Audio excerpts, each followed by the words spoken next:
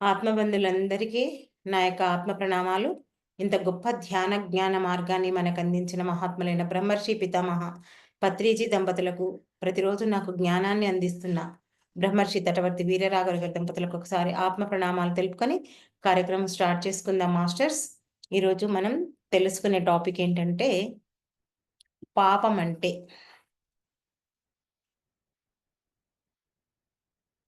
పాపం అంటే చూడండి, పాపం గురించి సరి అయిన అవగాహన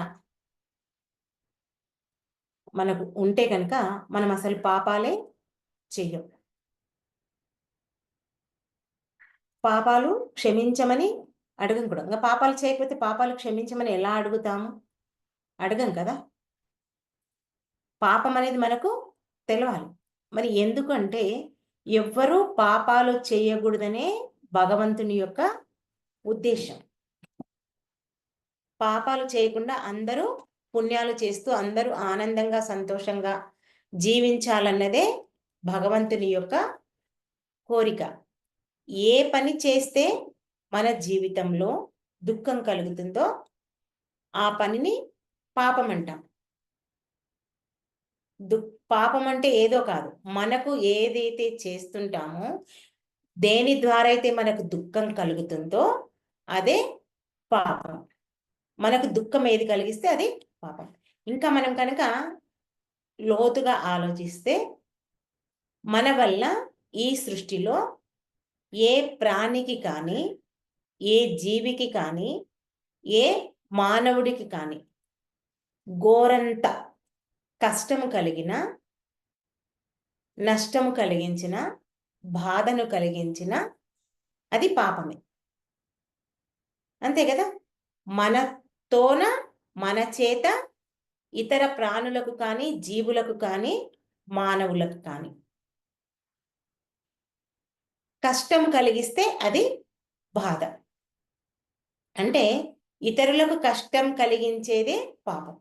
ఎందుకంటే వాళ్ళు ఎప్పుడైతే మనం చేసిన దానికి బాధపడుతుంటారో, వాళ్ళకి ఎప్పుడైతే బాధ ఉంటుందో అదే పాపం. అదే వాళ్ళు మనం చేసిన పని వల్ల వాళ్ళు సంతోషపడ్డారనుకోండి, అది అప్పుడు పుణ్యం కిందికి వస్తుంది, సుఖం కిందికి వస్తుంది. మనం ఎప్పుడైతే ఇతరులకు కష్టం కలిగించిన పని ఎప్పుడైతే చేస్తామో తిరిగి ఏమవుతుంది? ఆ కష్టం వల్ల వాళ్ళు ఏ బాధనైతే అనుభవిస్తుంటారో తిరిగి మనకు ఆ ఫలితం వల్ల మనకు ఒక కష్టం వచ్చి పడుతుంది.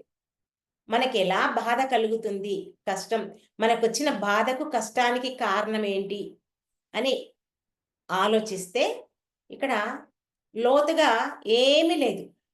మనచే ఎవరైతే బాధపడ్డారో, కష్టపడ్డారో ఆ కష్టపడ్డ దాని ఫలితమే ఇప్పుడు మన జీవితంలో మనం అనుభవిస్తున్నాం.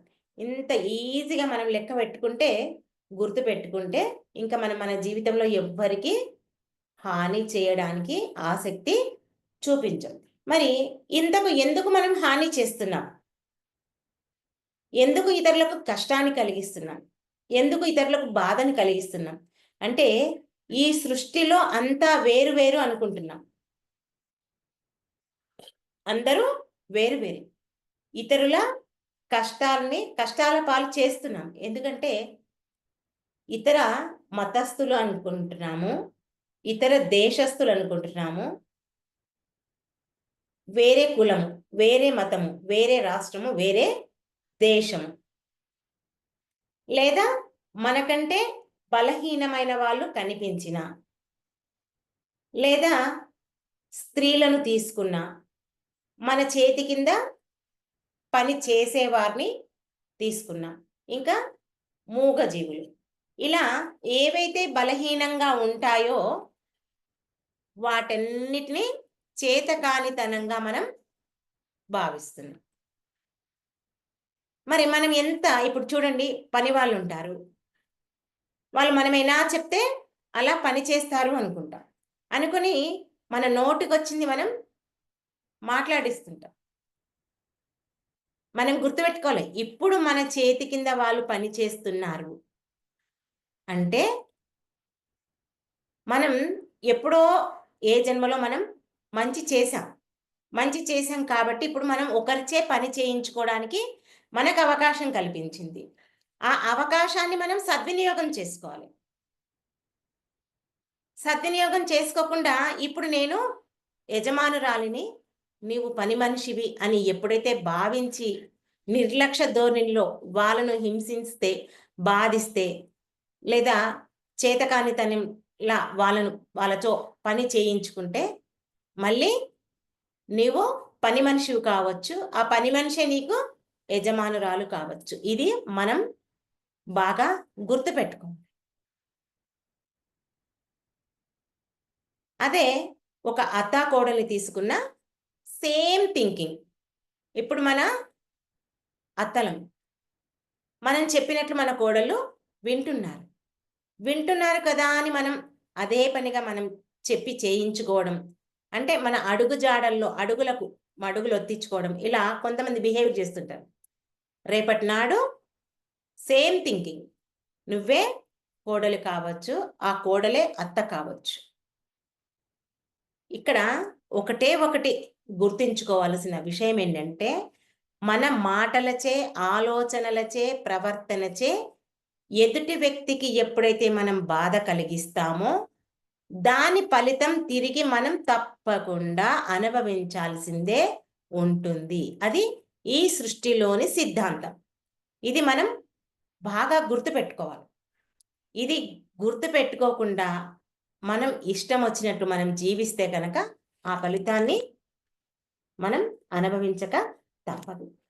ఇవన్నీ ఎందుకు చేస్తున్నాం మనం అంటే మన స్వార్థం కోసం, మన సంతోషం కోసం, మన ఎంజాయ్మెంట్ కోసం మనం ఇవన్నీ చేస్తున్నాం. ఎందుకు?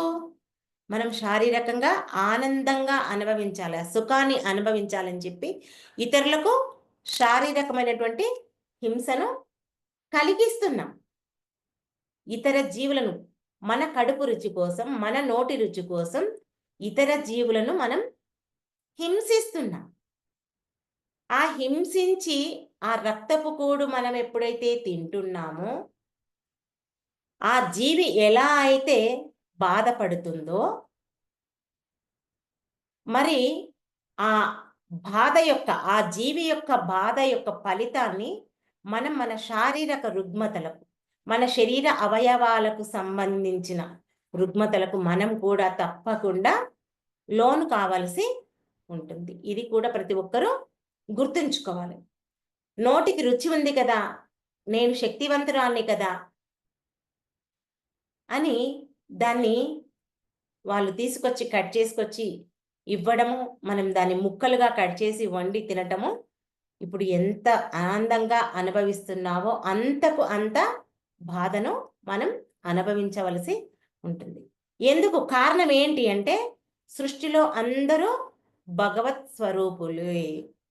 సృష్టిలో భగవంతుడు కానిది లేదు, లేనిది లేదు. సర్వత్రా వ్యాపించి ఉన్నాడు. అణువణువున ఆ భగవంతుడు వ్యాపించి ఉన్నాడు. చిన్న చీమకు కూడా నీవు హాని చెయ్యకూడదు. నువ్వు చిన్న చీమకు హాని జరిగించినట్లయితే ఆ భగవంతునికి హాని కలిగించినట్లే.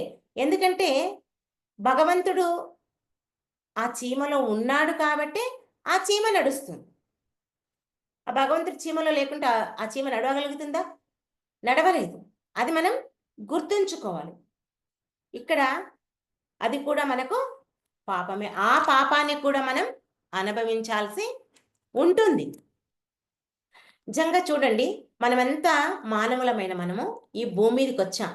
జీవిస్తున్నాం. మన జీవితాన్ని గడుపుతున్నాం. ఇక్కడ మనకు వెనకటి నుంచి మన పెద్దలు చెప్పినా, గురువులు చెప్పినా, మహాత్ములు చెప్పినా ఒక ఆచారం పెట్టారు. ఏంటి? గుడి అని, విగ్రహమని, పూజలని, భజనలని, స్తోత్రాలని ఇన్ని రకాలుగా మనకు ఏర్పాటు చేశారు. అంటే మనకు కలిగిన బాధ కానీ, కష్టం కానీ వాటికి అంటే ఆ విగ్రహంలో ఉన్నటువంటి ఆ భగవంతునికి ఆ ఫోటోలకు మనం నమస్కరించడము, దానికి సంబంధించిన నామాలను, స్తోత్రాలను, భజనలు చేయడం, ఇలా రకరకాలుగా చేస్తున్నాం. ఎందుకు అంటే ఆ భగవంతుని నేను ఆనందపరిస్తే ఆ ఆనందాన్ని భగవంతుడు నాకు అందిస్తాడని.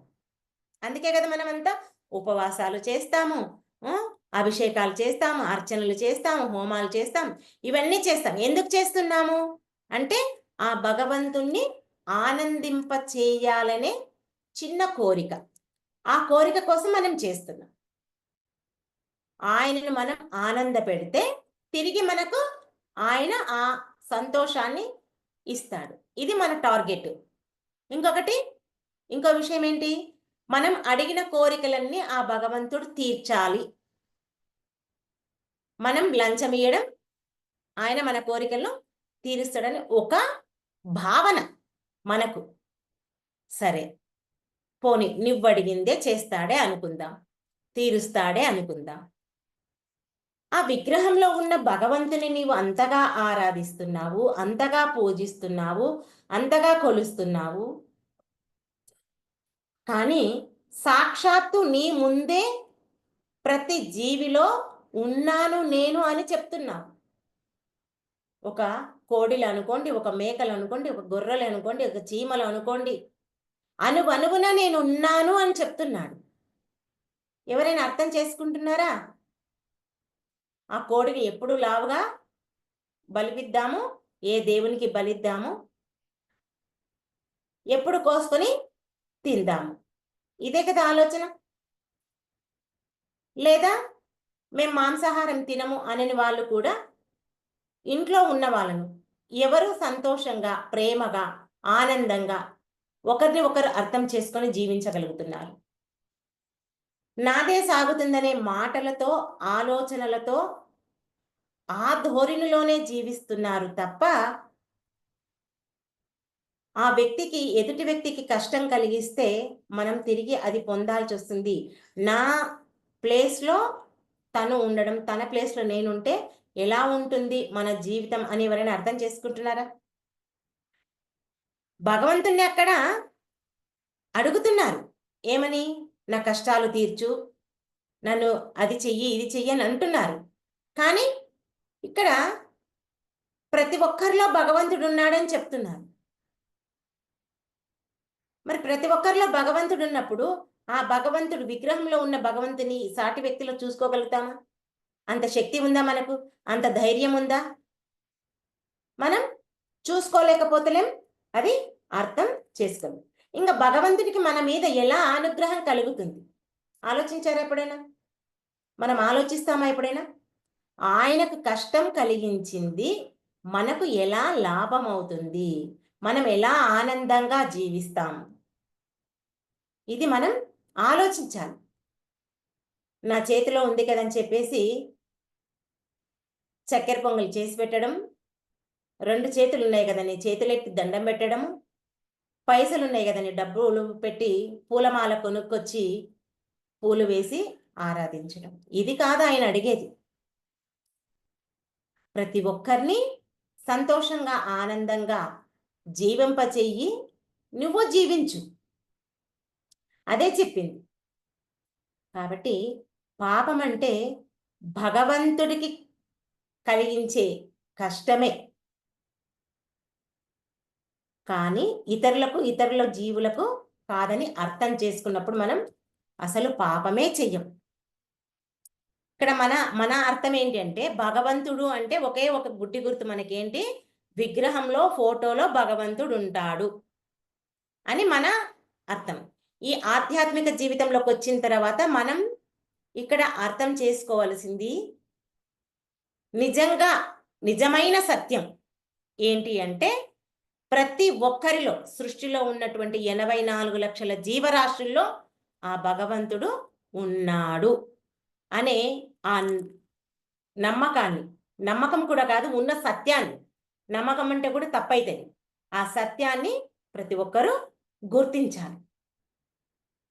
నిజంగా అందరూ పాపాలు చేస్తుంటే, మరి అందరికీ ఆ కష్టాన్ని కలిగిస్తుంటే ఈ సృష్టిలో ఎవరు ఆనందంగా ఉంటారు?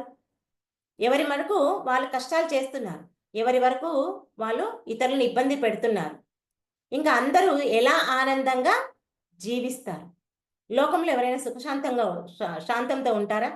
పేరుకు అందరూ యజ్ఞం చేస్తున్నారు, హోమం చేస్తున్నారు, భజనలు చేస్తున్నారు. చివరికి వాడే పదమేంటి? లోకా సమస్తా సుఖినో భవంతు అని అంటున్నారు. అది పేరుకు మాత్రమే అంటున్నారు. కానీ నిజంగా ఎవరినైనా సుఖంగా ఉండనిస్తున్నారా? జీవించనిస్తున్నారా? ఎవరు జీవించనివ్వటం లేదు. అందరూ అందరికీ కష్టాలను కలిగిస్తూనే ఉన్నారు, పాపాలు చేస్తూనే ఉన్నారు. మళ్ళీ ఆ పాపాలు చేసి ఏమవుతుంది చివరికి? ఆ దుఃఖాన్ని భరించలేక మరి నేను చేసినటువంటి ఆ పాపాన్ని క్షమించు తండ్రి అని చెప్పేసి మళ్ళా రకరకాలుగా ఆ భగవంతుణ్ణి ప్రార్థిస్తున్నారు. ఆ బాధను తట్టుకోలేకపోతున్నారు. అంటే నీకు బాధ కలిగిందంటే ఆ బాధ ఎప్పుడు తెలుస్తుంది? నీకు కష్టం కలిగినప్పుడే ఆ బాధ తెలుస్తుంది. మనకు కష్టం వస్తేనే ఇతరులకు ఎప్పుడు ఏం చేశామో అన్న ఇంగిత జ్ఞానం మనకు కలుగుతుంది. అంతవరకు మనం గుర్తించటం లేదు. అందుకే లోకంలో అందరూ సుఖంగా, సంతోషంగా ఉండాలంటే ప్రతి ఒక్కరూ సత్య మార్గంలో జీవించాలి. అదే మనం చేసేది. ఆలోచించాలి. మనకు కష్టం కలిగి ఇతరులకు మనం ఏమైనా కష్టం కలిగిస్తున్నామా? అసలు మనం పాపాలు ఎందుకు చేయాల్సొస్తుంది? అందరూ ఇలాగే ఆలోచించకుండా పాపాలు చేసుకుంటూ పోతే లోకంలో ఇంకెప్పుడు ఎవరు ఆనందంగా ఉండలేరు. వాళ్ళు ఉండరు, ఇతరులను ఉండనించరు. నిజంగా మనం చేసిన కష్టాలు ఏవైతే పాపాలున్నాయో అవి ఆ పాపాలు కనుక భగవంతుడు క్షమిస్తే ఇంక మనం పాపాలు చేయకుండా ఉంటామా? ఏం చేస్తాము? ఏదైనా సరికాని పని చేస్తాము, సారీ చూసుకోలేదు, సారీ నాకు తెలియదు అంటాం కదా. నిజంగా ఆ భగవంతుడు మనం చేసిన పాపాలు గనక క్షమిస్తే మనకేమి శిక్ష వేయకపోతే సారీ చెప్తాం. అందుకే మనం కూడా అంటుంటాం కదా, నీవు అనేదంటావు, సారీ చెప్తావు. మనం మన ఇంట్లో ఎన్నిసార్లు వాడుకుంటాం అన్నమాట. ఏదైనా పొరపాటు పని చేస్తే అనేదంటావు, బానే సారీ చెప్తున్నావు. ఏమబ్బా నీకు ఇదే అలవాటయింది అని మనం మన ఇంట్లోనే ఎన్నో సార్లు వాడుతుంటాం ఈ మాటను కదా. కాబట్టి మనం మన స్వార్థం కోసం, ఆనందం కోసం, తుచ్చమైన కోరికల కోసం ఇతరులకు కష్టం కలిగిస్తున్నాము అనే విషయం మనం గుర్తుంచుకోవాలి. మనచే ఎవరైనా సరే సంతోషంగా ఉండాలి, కానీ మనచే ఎవరు బాధపడకూడదు. ఎవరిని సుఖంగా ఉండనిస్తున్నా అనే ఆలోచన మనకు ఉండాలి. అలా ప్రవర్తిస్తేనే అందరూ లోకంలో ఆనందంగా ఉండగలుగుతారు. ఇప్పుడు భగవంతుడు అన్ని జీవులను సృష్టించింది ఎందుకు? అందరూ ఆనందంగా ఉండాలనే, జీవించాలనే. భగవంతుడు ఎవరికి వాళ్ళు కోరుకునేది కూడా అదే. మరి అలాంటప్పుడు మనం కూడా మనం చేసే పాపాలు చేస్తుంటే ఎవరు సుఖంగా ఉండగలుగుతారు? ఎవరు సుఖంగా ఉండలేరు. ప్రతి ఒక్కరూ తెలుసుకోవాలి, మనం చేసే పాపాలకు ఆ భగవంతుడు మనకు శిక్షలు వేస్తున్నాడు. అందువలనే మనకు దుఃఖం కలుగుతుంది. మనలో మంచి మార్పు తీసుకురావడానికే మనకు ఆ భగవంతుడు శిక్షలు వేస్తాడు. ఇక్కడ శిక్షణ అంటే మనం మంచిగా మారడానికే, మన ప్రవర్తన మంచిగా మారడానికే శిక్షలు వేస్తాడు. అదే మనం ఏమనుకోవాలంటే మనకు శిక్షణ ఇస్తున్నాడు అనుకోవాలి. అంతే తప్ప అది శిక్షలాగా భావించొద్దు. నిజంగా మనం పాపాలు చేయకుంటే ఎవరికి కష్టము ఉండదు, బాధ ఉండదు, ఇంకేదో అందరూ ఆనందంగా జీవిస్తారు. మనము ఆనందంగా ఉంటాము, ఇతరులు ఆనందంగా ఉంటారు. ఈ భూలోకమంతా మరి నిజంగా ప్రతి ఒక్కరికి తెలిసింది ఏంటి అంటే స్వర్గము, నరకము 2 ఉంటాయని తెలుసు కదా. ఏం చెప్తారు? మనం మంచి పనులు చేస్తే స్వర్గానికి వెళ్తాము, చెడు పనులు చేస్తే నరకానికి వెళ్తాము. ఆ పైలోకంలో లేదు నరకం స్వర్గం, ఈ భూలోకంలోనే ఉంది. భూలోకంలో ఎలా చెప్పగలుగుతున్నాము అంటే, మనం భూమి మీదకి రావడము అంటేనే నరకం అనుభవించడానికి. ఎక్కడి నుంచి మొదలవుతుంది ఆ నరకం అంటే, తల్లి గర్భంలో ఎప్పుడైతే మనం పిండ రూపంలో ఉంటామో, అప్పటి నుంచి అక్కడి నుంచే మనకు ఆ నరకం అనేది ఉంటుంది.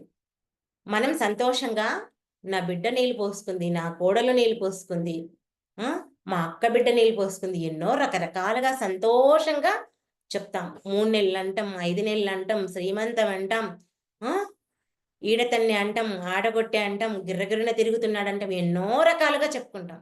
కానీ ఆ లోపలున్న బిడ్డ ఎన్ని రకాల అవస్థలు పడుతుందో మనకేమీ తెలియదు. అది కడుపులో ఉన్నప్పుడు. దాని తర్వాత బిడ్డ బయటకొచ్చిన తర్వాత ఏమంటారు?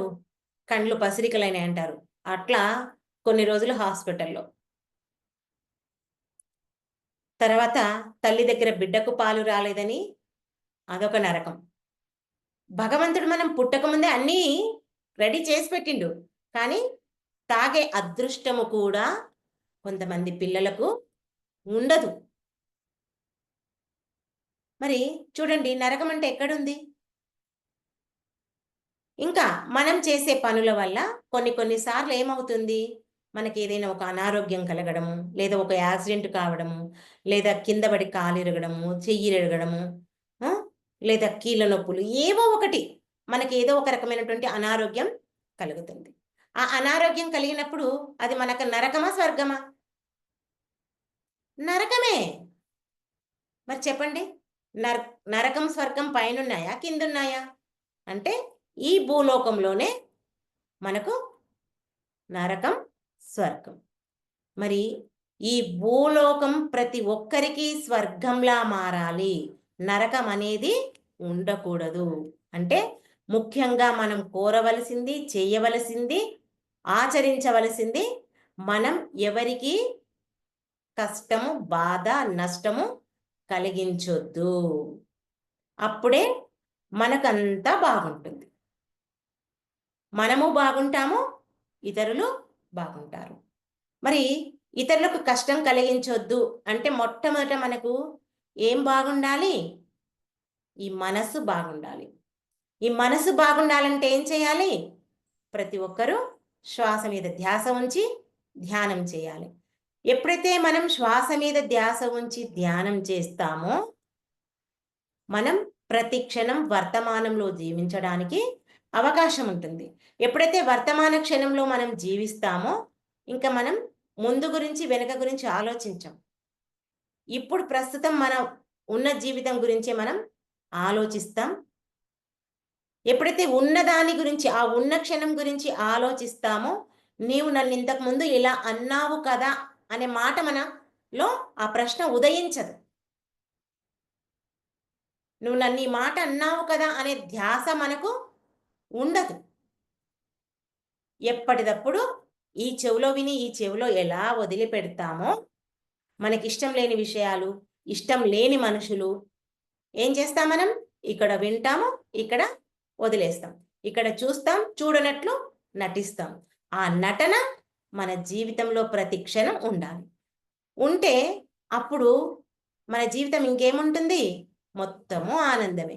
ఎప్పుడు ఈ మనసు సదా వర్తమానంలో జీవించిందనుకోండి, మనసు ప్రశాంతంగా ఉంటుంది.